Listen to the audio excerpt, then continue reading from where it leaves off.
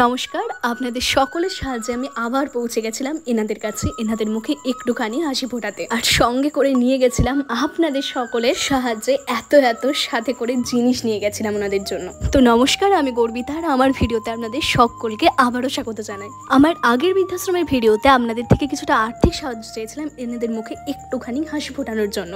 যথারীতি কিছুজন আমার পাশে এসে দাঁড়িয়েছিলেন। যদিও ভিডিওটা এখন অ্যাভেলেবেল নেই, কিছু কারণবশত আমায় ডিলিট করতে হয়েছে, কিন্তু যেমনটা আপনাদের কথা দিয়েছিলাম যে আপনাদের সাহায্য সঠিক হাতেই পৌঁছাবে, আমি সেটাই চেষ্টা করেছি।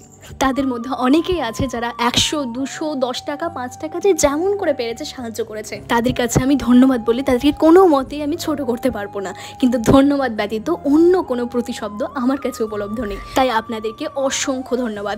আর আগের ভিডিওতে অনেকেই কমেন্ট করেছিলেন যে ওনাদের সাথে কিভাবে যোগাযোগ করব, তাই ওনাদের কন্ট্যাক্ট নাম্বার আমি আবারও এই ভিডিওতে দিয়ে দিচ্ছি। আর সঙ্গে আমি ঠিকানাটা জানিয়ে দিচ্ছি, রামপুরহাট, বীরভূম, ধুলোডাঙ্গা রোড, কাঠের ব্রিজের সামনে খনিকা বৃদ্ধাশ্রম।